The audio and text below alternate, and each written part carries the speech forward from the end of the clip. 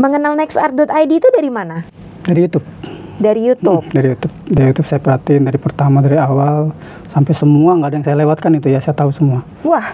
Akhirnya feeling saya mentok di sini gitu. Saya udah ngelewatin yang berbagai macam gitu ya, tempat-tempat yang sekiranya saya nanti bisa kerjasama gitu, bisa join. Saya feeling saya ke sini gitu. Totalnya udah ratusan ya, 300-an ya? Kurang lebih 300 lagu 300-an dari semua lagu. genre, kecuali musik keroncong ya. Kecuali musik keroncong, oke. Itu inspirasinya dari mana aja tuh Mas? Kan ada lagu anak-anak juga, ya kan? Terus dari gitu ada juga yang parodi, jingle. Itu bisa dapetin ide untuk nulis lagu sebanyak itu dari mana aja? Analog dulu lah, zaman kaset, dulu kan pakai kaset. Berarti udah ngalamin jauh banget ya dari zamannya analog sekarang ke dunia digital. Iya, dunia digital inilah yang bawa keberuntungan buat saya gitu.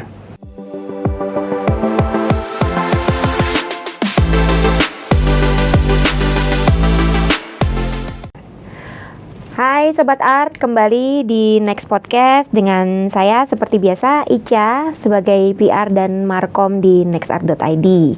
Dan kali ini kita kedatangan tamu yang masih baru nih, masih hangat ya. Namanya Mas Ryu. Oke, Mas Ryu gimana kabarnya? Sehat? Alhamdulillah baik, sehat walafiat. Sehat ya. Nah Mas Ryu, ceritain dong kesibukannya Mas Ryu nih sehari-hari apa sih profesinya gitu, kegiatannya? Ya, di samping sebagai seorang komposer, saya juga karyawan di salah satu perusahaan, yaitu di perusahaan ekspedisi yang ada di Tangerang. Lumayan saya lama di sana, tapi ya saya lebih fokusnya ke musik. Oke, komposer, penyanyi juga berarti? Penyanyi juga, ya. Penyanyi juga. Nah, awal mulanya terjun ke dunia musik tuh sebenarnya kapan sih? Kalau aku lihat kan nih pengalamannya tahun 87 aja pertama kali manggung gitu kan. Tapi sebenarnya terjunnya itu tahun berapa? Awal-awal saya punya keinginan buat punya andil gitu di bidang musik gitu ya. Itu tahun 85. Oh, 85 saya itu ada keinginan buat jadi seorang penyanyi gitu ya. Karena setiap kali mendengar seorang penyanyi kayaknya asik di panggung ataupun di tempat-tempat hiburan lainnya gitu ya. Saya punya keinginan ke situ. Ya udah, saya memberanikan diri, saya coba menyumbang lagu di bila mana ada pesta ataupun tempat-tempat lainnya. Ya sampailah saya ke DKP daerah Mangga Besar.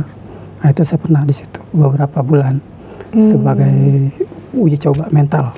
Uji coba berarti lebih ke perform gitu ya? Ya, saya diajak sama seorang kawan. Saya sebagai pengisi cuma dari jam 3 sampai jam 7 saja gitu. Jadi jatuhnya tuh kayak reguler gitu ya? Ya, reguler.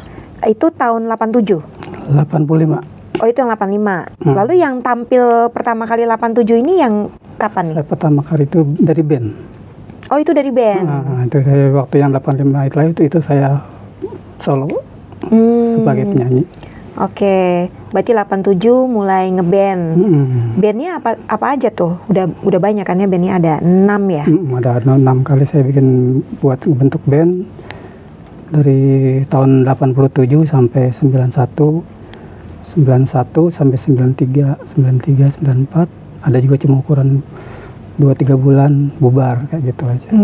Itu band-bandnya jenis musiknya ke arah mana tuh, Mas? Macam-macam, ada yang slow rock, ada yang pop rock, ada yang rock metal. Oh, ke metal juga ya?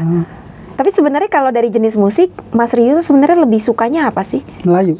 Lebih ke Melayu? Ya, saya lebih condong ke Melayu, karena dari Melayu inilah jiwa saya sebagai komposer itu terpanggil gitu. Jadi awalnya saya menciptakan lagu karena saya mendengar suara lagu. Jenis genre-genre yang Melayu itu yang saya dengar, jadi saya kepancing jiwa saya buat mencipta lagu. Dari awal mula saya bikin lagu dari Melayu itu. Dari Melayu, tapi kan nulis lagu nggak cuman Melayu aja kan, berbagai macam jenis musik kan ya? Berbagai semua, cuman diawali dengan Melayu. Oke. Nah, dari semua pengalaman yang kayak ngeband gitu ya, terus sempat solo juga, ada nggak sih pengalaman yang tak terlupakan nih dari masa-masa awal-awal mula terjun ke dunia musik itu? Ada. Ada beberapa kali sebenarnya saya hal yang sama, hampir sama gitu. Dari saat saya dipanggil nyanyi, nggak dibayar, nah itu di kafe. Lalu saya bikin lagu, ya biasalah namanya label gitu kan. Kita tetap berjuang walaupun hasilnya seperti apa. Ya gitu, kita semacam dipingpong gitu. So kesana kesini, nyatanya ya nggak ada hasil. Ternyata kita cuma dikasih angin segar aja gitu, seperti itu. Jadi sempat ngalamin yang namanya keluar masuk menawarkan ke label ya? Label itu zaman analog dulu lah, zaman kaset, dulu kan pakai kaset. Berarti udah ngalamin jauh banget ya dari zamannya analog sekarang ke dunia digital. Iya, dunia digital inilah yang bawa keberuntungan buat saya gitu. Dari nulis lagu nih, kan semua jenis musik. Totalnya udah ratusan ya, 300-an ya? Kurang lebih 300 lagu 300-an dari semua lagu. genre, kecuali musik keroncong ya. Kecuali musik keroncong, oke. Itu inspirasinya dari mana aja tuh Mas? Kan ada lagu anak-anak juga, ya kan? Terus dari gitu ada juga yang parodi, jingle. Itu bisa dapetin ide untuk nulis lagu sebanyak itu dari mana aja? Jelasnya kalau Melayu saya kebanyakan dengar dari negeri tetangga ya, jiran. Tapi kalau musik-musik pop, musik-musik band itu kebanyakan dari pergaulan sehari-hari aja. Inspirasinya termasuk lagu anak-anak gitu, dari apa yang kita lihat aja. Kalau saya membuat lagu seperti itu. Ada juga yang berdasarkan pengalaman pribadi dari beberapa musik dangdut, jadi slow rock juga ada. Jadi mengulas masalah kegagalan saya dalam membina rumah tangga, dari situ juga ada. Oke, jadi mix ya. Ada yang dari apa ya, bisa dibilang lingkungan, ada yang dari dari diri sendiri gitu ya, pengalaman. Oke, nah ini kan ada 2 lagu nih yang rilis di Next Art ya, yang baru masuk nih. Judulnya Romansa dan Peri di Bulan. Nah, ini 2 lagu ini apa sih? Menceritakan apa sih? Yang romansa dulu deh. Yang romansa dulu ya. Yang romansa dulu, ya itu percintaan biasa, walaupun itu sebenarnya menyangkut diri saya juga gitu ya. Ada kisah kelamnya di situ. Ya saya ngambil inspirasi itu ya setelah saya ada konflik sama calon pasangan saya. Dan dari situlah saya tercipta lagu itu. Oke, lalu prosesnya pembuatan lagu itu, romansa itu gimana? Saya buat lagu itu refleks aja, cuma 45 menit jadi. Wah hebat. Mengalir begitu aja gitu. Ngalir begitu aja, nadanya ngalir begitu aja, liriknya pun nggak pakai apa namanya, diganti-ganti gitu, nggak. Udah langsung jadi, selesai, hari itu juga jadi. Lalu proses pembuatan musiknya segala macam itu memakan waktu berapa lama tuh Mas sampai akhirnya benar-benar selesai? Iya, dari lagu itu jadi saya ke recording hari itu ya. Recording kurang lebih 2 minggu lah jadi. 2 minggu selesai. Ya. Termasuk sama video klip. Nah, kalau yang Peri di Bulan itu apa ceritanya? Kalau Peri di Bulan itu sebenarnya ya cuma hayalan. Hayalan saya juga pada saat saya ada di tengah-tengah gitu ya, tengah-tengah tanah terbuka, saya mengarah ke bulan, tiba-tiba pikiran saya seolah-olah ada di sana gitu. Nah, saya pengen mengambil salah satu bintang, nyatanya saya nyangkutnya di bulan. Nah, disitulah saya ketemu perempuan cantik, ya peri cantik. Nah, tapi dalam keadaan posisi saya udah nggak muda lagi gitu. Artinya saya menyesali gitu. Dalam kata-kata begini, di bulan ada perempuan cantik. Harusnya kalau saya masih muda dia naksir saya. Seperti itu maksudnya. Makanya saya bilang ingin ku benci wajahku sekarang gitu. Sudah tidak muda lagi, udah nggak tampan lagi. Jelas dia udah nggak mau sama saya. Coba kalau dulu saya ketemunya dulu gitu. Nanti dia tertarik sama saya. Itu bisa dapat idenya tuh gimana ceritanya? Kok tiba-tiba langsung bisa ngayal tentang peri di bulan itu? Iya, saya pikir kan yang namanya peri udah pasti cantik. Keinginan dong pengen punya kekasih secantik itu kan. Betul. Nah, saya berhayal ke situ aja gitu. Oh, jadilah lagu itu. Lagu itu. Lah, prosesnya gimana tuh, Mas? Sampai dengan selesai Peri di Bulan itu? Itu lagu itu kurang lebih saya bikinnya 2 hari. Lagu 2 harian ya? Lagu itu 2 hari, itu tahun 2008 saya bikin lagu itu. Oh, 2008. Tapi 2 lagu itu pernah rilis di tempat lain nggak, Mas? Selain di Next Art? Nggak pernah kalau buat di Spotify-nya. Spotify yang nggak pernah. Digitalnya belum ya? Buat digital belum. Tapi kalau untuk videonya ya ada beberapa label ya gitu ya. Oh, video klip. Video klipnya ya. Yang saya titip di sana. Oke. Nah ini aku mau nanya tentang ini nih, tentang kan sempat ikut ajang pencarian bakat ya. Nah terus juga ikut lomba cipta lagu. Ya. Di TV sama radio nih. Ya. Nah itu gimana ceritanya tuh Mas bisa ikut pencarian bakat? Ini berhubungan dengan yang solo atau masih ngeband? Masih ngeband. Oh masih ngeband. Ya, saya masih ngeband. Saya kalau walaupun saya punya band, saya itu tetap aktif solo gitu ya. Saya berusaha bagaimana caranya supaya saya itu mendapatkan channel gitu di berbagai tempat gitu. Artinya saya harus berusaha di berbagai genre, termasuk ikut lomba cipta dangdut, ajang pencarian bakat. Yang penting saya maju dulu gitu. Karena itu buat kepentingan band saya juga. Karena kan saya leadernya. Lalu ada ini nggak Mas, kayak menang atau masuk ke berapa besar? Ya, atau ada ya? Ada yang 20 besar, ada yang 15 besar. Kayak lomba nyanyi misalnya waktu itu ya, boleh sebut ini kan nih, nggak, pokoknya di salah satu radio dangdut itu ya. Ada saya pernah ikut lomba cipta lagu dangdut juga, bahkan yang belum lama juga ada. Ini kan kompetisi kayak gini kan gimana ya, maksudnya kan tantangannya tuh beda ya dengan, maksudnya ya kalau misalkan kayak manggung biasa gitu ya. Nah ini gimana nih cara untuk apa ya, kayak contoh misalkan kayak tadi sambil band kan pasti tuh dari tiap-tiap personilnya menghadapinya macam-macam kan Mas. Gitu kan, ada yang mungkin nervous gitu, gugup, ada yang mungkin biasa-biasa aja gitu. Gimana Mas menghadapi itu? Beda dengan solo ya. Kalau solo kan ya kita sendiri, kita ngatasin sendiri. Tapi kalau dengan band itu kan dengan berbagai macam karakter. Iya. Nah itu gimana kalau Mas Ryu? Biasanya saya menghadapi itu ya, sebelum saya naik ke panggung, saya tenangin semua teman-teman gitu ya. Saya apa sih yang ada di pikiran dia, saya coba masuk dulu ke hari itu dia mengalami apa, saya coba mengasih masukan supaya gimana nggak kebawa ke atas panggung gitu. Dan pernah juga sih ada yang benar-benar nervous di atas panggung, ya udah pasti ngeblank, mainnya juga udah pasti nggak bagus. Nah dari situlah kita jadi tersisih gitu. Sebenarnya lagu itu udah diulik, udah nyari sempurna. Ya berhubung salah satu ada yang ngeblank, ada yang grogi gitu, nervous, jadi akhirnya tersisih gitu, karena mainnya jadi kan nggak beraturan. Iya betul. Nah itu tuh biasanya tuh satu tantangan yang, apalagi kan Mas Ryu sebagai leadernya gitu kan, itu menghadapi hal seperti itu tuh yang. Nah terus kalau yang tadi kan itu yang tadi pencarian bakat ya, TV ya. Lalu kalau yang ikut lomba cipta lagu ini berarti Mas Ryu sendiri kan? Dangdut ya. Iya. Dangdut. Nah itu tiba-tiba bisa ikut lomba cipta lagu itu, ini khusus dangdut berarti kan? Khusus dangdut. Nah ini awalnya gimana Mas? Tiba-tiba ngelihat iklannya kah, atau diajak temen kah, atau gimana gitu? Terus proses ikut lombanya ini gimana?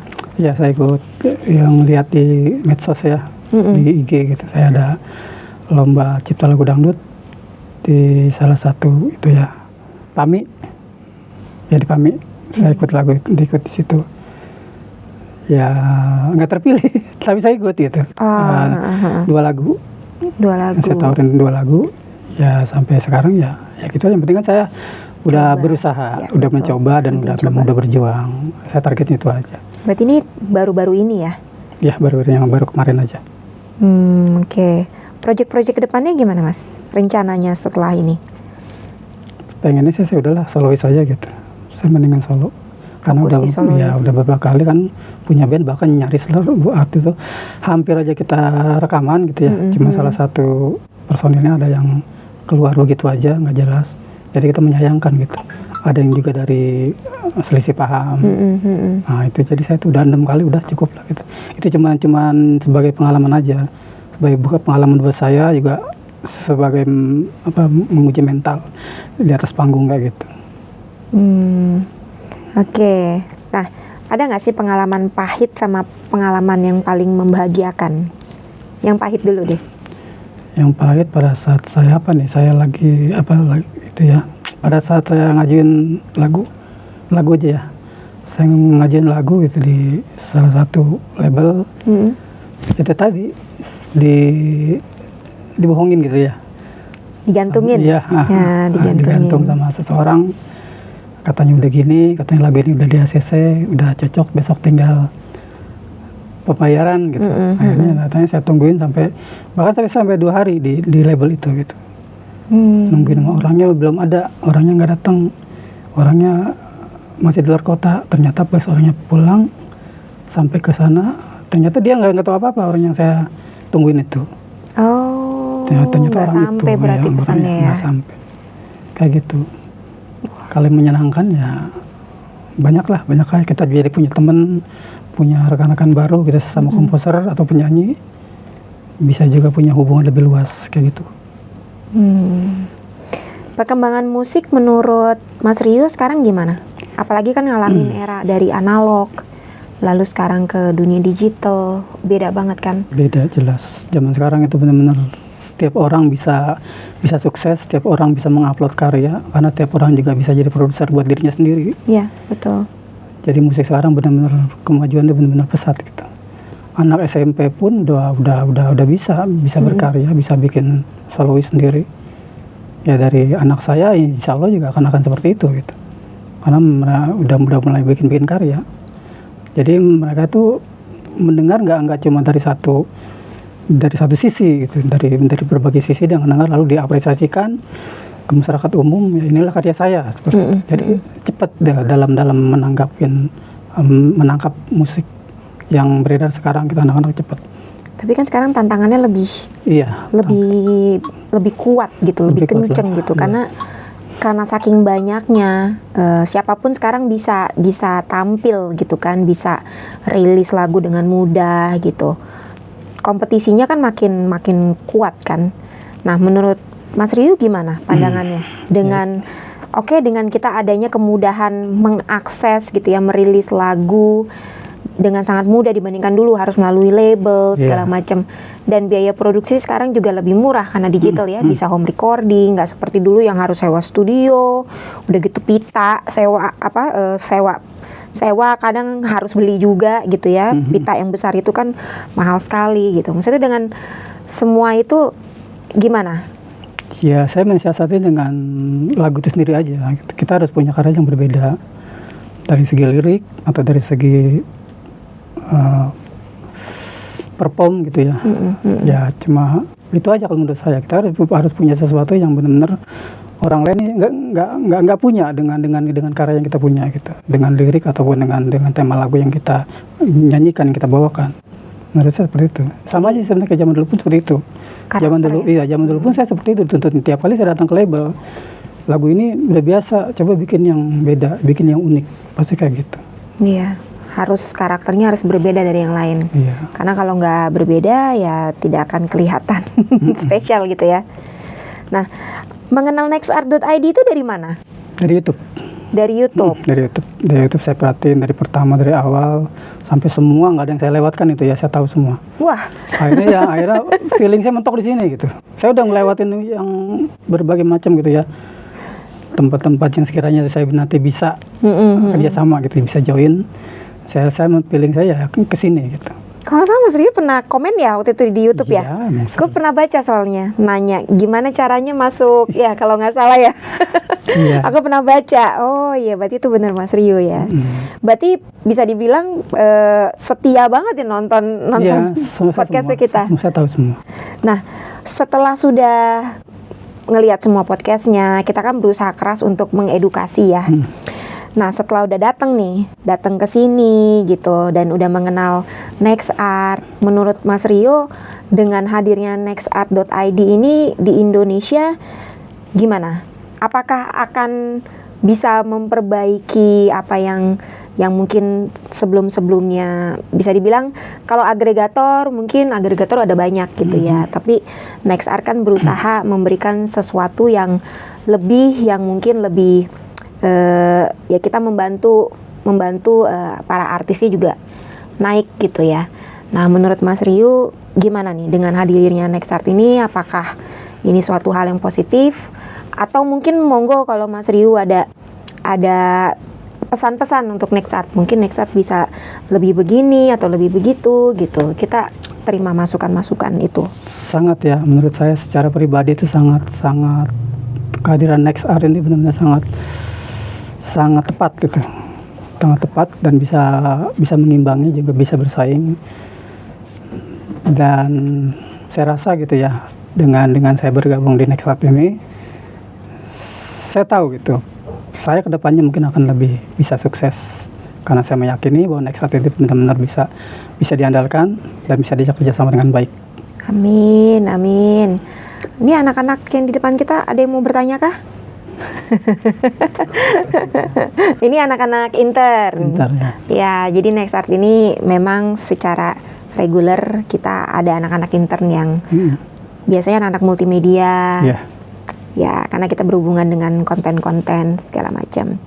Nah, setelah sudah datang nih, Mas datang ke kantor, ini udah yang kedua kalinya ya, mampir ke sini, ngobrol-ngobrol dengan kita. Ada kesan tersendiri nggak? Misalkan dari timnya nih, apakah timnya kurang ramah ya gitu? Atau mungkin dari segi studio mungkin, atau kantor, atau bagaimana? Kesan-kesannya gimana nih, Mas? Kesannya nyaman saya. Nyaman? Saya baru sekali kesini aja udah nyaman. Ya, orang-orangnya enak, penyambutannya, tutur katanya, sampai cara bekerja samanya pun itu benar-benar memberi kenyamanan tersendiri buat saya. Saya syukur alhamdulillah bisa bergabung di sini. Oke, berarti cocok nih Mas ya. Cocok banget. Semoga langgeng nih kerjasamanya. Insya Allah. Oke, mungkin ada yang mau disampaikan buat para sobat art yang nonton video kita gitu, mungkin yang mereka masih belum tahu next art, masih bingung mau kemana nih karyanya atau bagaimana, mungkin dari Mas Ryu bisa share pengalamannya buat anak-anak muda yang saat ini sudah mulai berkarya ataupun komposer yang lebih senior dari saya. Ada baiknya gitu kita mengenal next art, dan next art itu sangat membantu, sangat memang kita perlukan. Kita sebagai komposer atau sebagai penyanyi sepatutnya lah kita bekerja sama dengan next art. Itu aja. Oke. Nah, kalau dari segi lagu tuh Mas, sebelum kita sudahi ini, aku masih penasaran dari ratusan lagu itu, sebagian besar memang belum dirilis atau gimana Mas?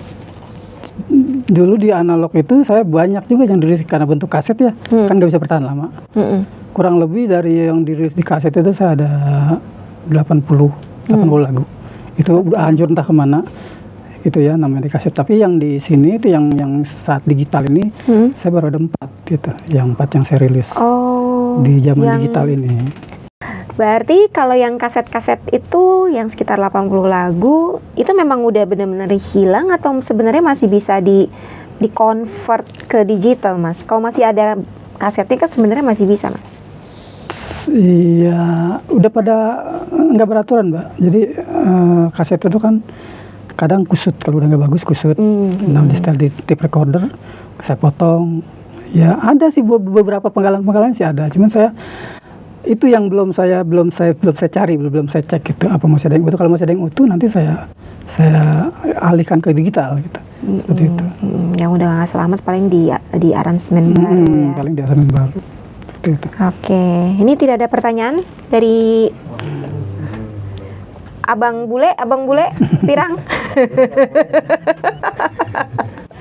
Oke, kalau nggak ada pertanyaan, makasih ya Mas Ryu sudah datang, sudah ikut podcast kita. Semoga Bang Ryu happy dengan servis yang kita berikan dan semoga hubungan kedepannya akan langgeng terus nih Mas. Amin.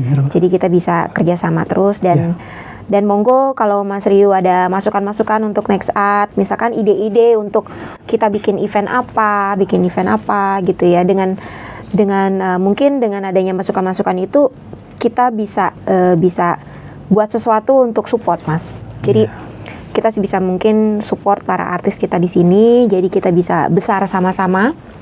Ya, jadi monggo kalau Mas Ryu mau main-main ke sini atau mau kontak kita, kasih ide-ide, monggo. Jadi kita bisa tampung nanti mudah-mudahan bisa kita realisasikan.